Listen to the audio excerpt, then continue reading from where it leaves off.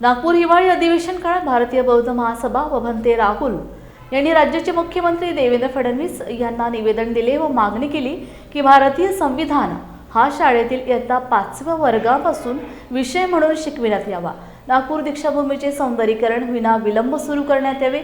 दीक्षाभूमीला लागलेली CRCची जागा व्यासिना कंपनीची जागा दीक्षाभूमीला देण्यात यावी। त्याचप्रमाणे 15 ऑगस्ट 1961च्या विधानसभेत मंजूर ठरावाप्रमाणे दीक्षाभूमी जागेची नोंद भारतीय बौद्ध महासभेच्या नावाने करण्यात यावी, असे मत लाडबुद्धा टीव्हीच्या प्रतिनिधींनी घेतलेल्या मुलाखतीमध्ये भंते राहुल बोधी यांनी व्यक्त केले। बुद्धाय जय भीम, मी विकास कडलक। आपण पाहतोय थेट लाडबुद्धा टीव्ही आणि आज आपण आहोत हिवाळी अधिवेशन नागपूर विधान भवनाच्या ठिकाणी आणि आज आपल्यासोबत आहेत भंते राहुल बोधी। भंतेजी, आज तुम्ही या ठिकाणी निवेदन द्यायला आलात, काय संदर्भ आहे, कशा संदर्भात तुम्ही निवेदन देण्यासाठी आलेला आहात आणि कोणते विषय आहेत की जे आज तुम्हाला असं वाटतं की विधान भवनातून ते सुटतील? या ठिकाणी सर्वांप्रती मंगलकामना व्यक्त करतोय। आज विधान भवनावर या ठिकाणचे माननीय मुख्यमंत्री साहेबांना आम्ही विषय घेऊन आलो आहोत। या हिवाळी अधिवेशनामध्ये विषय असे आहेत, भारतीय संविधान हा विषय इयत्ता 5व्या वर्गापासून प्रत्येक वर्गामध्ये शिकविण्यात यावा।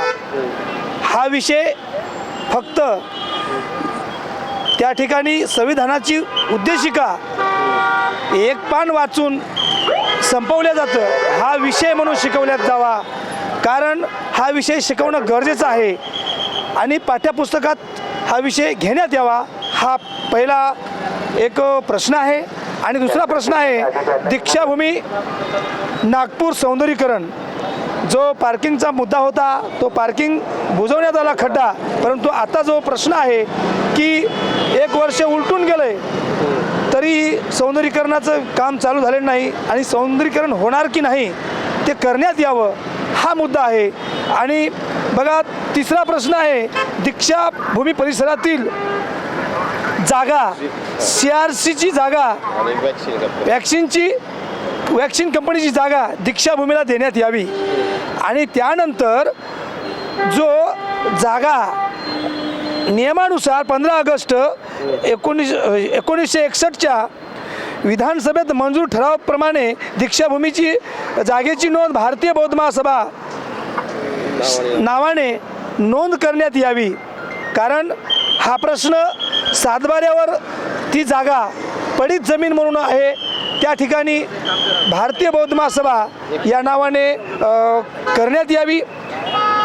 महाबोधी महाविहार, 5वा मुद्दा आहे, महाबोधी महाविहार बौद्धांच्या ताब्यात देण्यात यावं, कारण ती बौद्धांची धरोहर आहे, बौद्धांच्या अस्मितेचा प्रश्न आहे। त्या ठिकाणी भगवान बुद्धाचा त्या महाबोधी महाविहार ज्ञानप्राप्ती त्या ठिकाणचं मेन विहार, बौद्धांची अस्मिता तिथे जिवंत आहे आणि सर्वच बौद्ध बांधव त्या ठिकाणी आपली अस्मिता घेऊन जातात आणि त्या जागेला आपली ऊर्जा म्हणून सर्व जगात शांततेचा प्रचार आणि प्रसार व्हावा, ही भूमिका घेऊन या ठिकाणी ते बौद्धांच्या ताब्यात देण्यात यावं। BT ॲक्ट रद्द करण्यात यावा।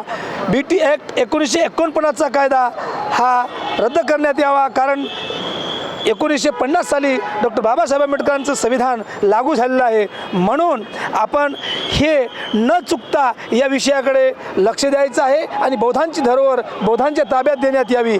जसं की राम मंदिराचा मुद्दा होता, त्या ठिकाणी कुठलाही बौद्ध उपासक, भिक्खू, उपासिका, भिक्खू संघ, भिक्खुनी आणि कुठलाच कार्यकर्ता त्या याच्यामध्ये कुठं हस्तक्षेप केला नाही, तो त्यांचाच प्रश्न तसा सुटला, आस्थेवर सुटला।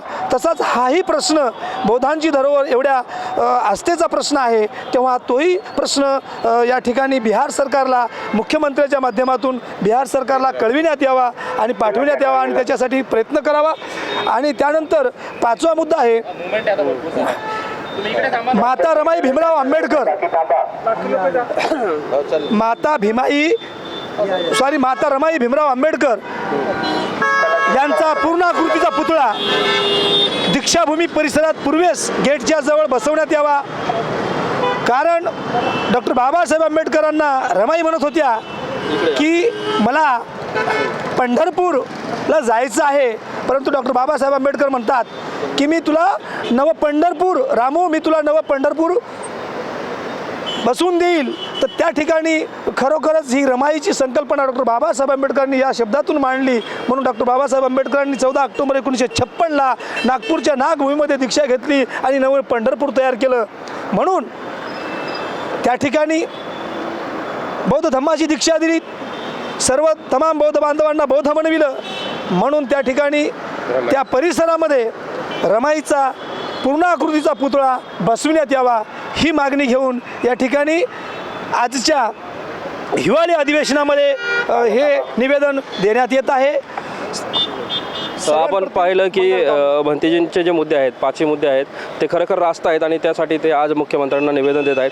पाहूयात हिवाळी अधिवेशनामध्ये त्यांचे मुद्दे उचलले जातील का, काय मुद्दे असतील, कशा प्रकारे ते उचलले जातील आणि खरंच त्याला त्या मुद्द्यांना प्रक्रियेमध्ये आणलं जाईल का, तर ह्या आपण हिवाळी अधिवेशन संपल्यानंतर आपल्याला नक्कीच कळेल. तोपर्यंत तुर्तास मी या ठिकाणी संपतो. मी Vikas Kadlak, lord Buddha TV, cameraman Vikas जीवनेसह.